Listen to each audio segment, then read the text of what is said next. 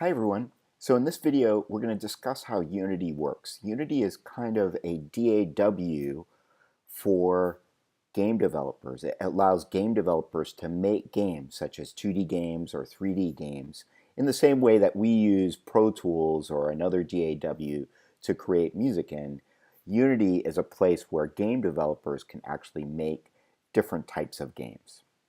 So you can go to the Unity site by typing into your browser unity.com. And then what we can do is hit the Get Started button. And what that's going to do is take us to a page. And there are 3 different licenses that we can use. We're just going to go with the personal license for beginners. And you're going to read over the license terms. And then we're going to download Unity Hub. Now, what is Unity Hub? So once you install Unity Hub, what it's going to do is it's going to ask you to install a version of Unity. Unity itself, they release about one version a month. And you can see that I actually have installed on my machine lots of versions of Unity. Unity Hub is a way that I can launch different versions of Unity. If I'm working on several different games at the same time, generally they'll want to work in a very particular version of Unity. In this course, we'll use a specific version of Unity, which I'll announce in the announcements. For this particular moment in time, we're using 2019.1 OF2, which I've already installed on my machine. And if I go, I'm on a Mac now, if I go into my applications folder, if I scroll down, you can see that Unity Hub is an application. And then it creates another folder called Unity. This is where it installs the editors. The editors are a particular version of Unity. Now, I can either launch Unity through the Unity Hub by going to the projects menu and maybe creating a new project. And when I do that, it's going to ask me some questions. Where do I want to put it? And for this tutorial, I'll just put it on my desktop. So I'm going to put it on my desktop. I'm just going to call it New Unity Project. And I'm going to use the latest version, at least right now, 2019 1.OF2. I'm using the 3D template, and this is my organization name. And I'll create a project. When I create a project, what it's going to do, similar to creating a Pro Tools project, it will create a folder. ScreenFlow is not recording some of the audio right now, but I'll just sort of continue. It will update. Don't worry about that error message. Essentially what we're doing is we're creating a folder which contains all the data that we need to run to make our game.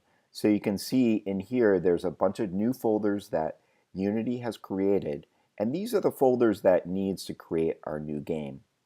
Now, when I go over to Unity, once it finishes launching, we'll see that basic layout for how Unity works. And I'll go through the different layouts so that you can see how you want to make Unity look. Mostly I use what's called the default layout, and I'm currently waiting for it to finish loading.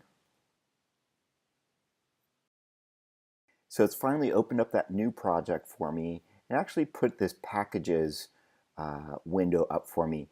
I can add in additional add-ons, almost like VST plugins, to extend the functionality of Unity.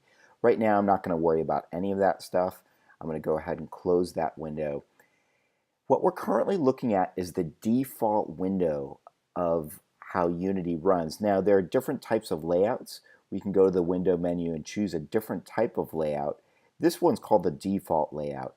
And the default layout has a hierarchy.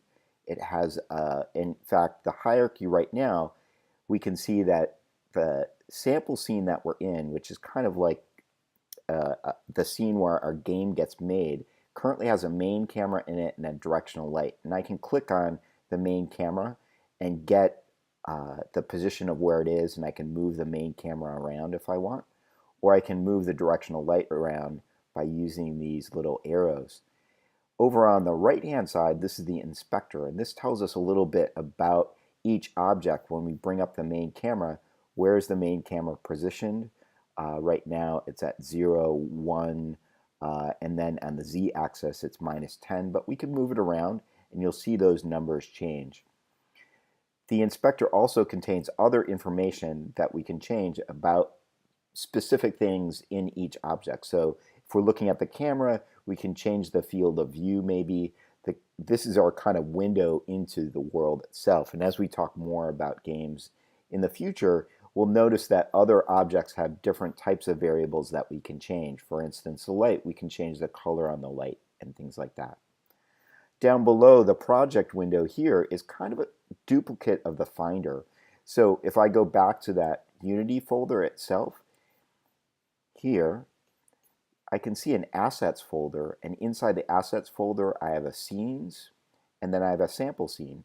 And that's kind of how what I'm seeing here when I go back to the project tab. I can actually see assets and then scenes, and within scenes I see that sample scene. So that's the default layout. The game window itself allows me to kind of position things in the world. If I wanted to add, for instance, a game object, why don't I add a 3D object here?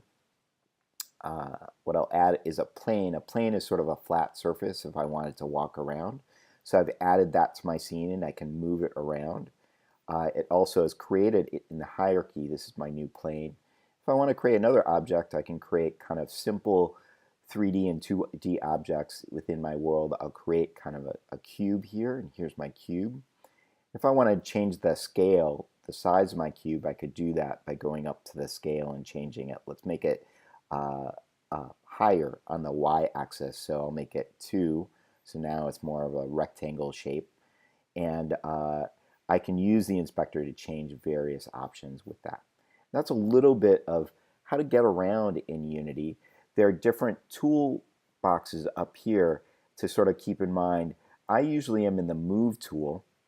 When I'm in the Move tool, it allows me to select objects and then move them around like this.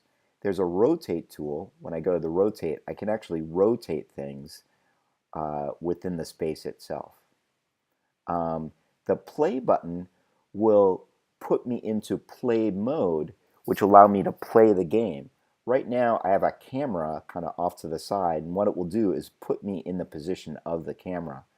But I haven't done anything else with the scene.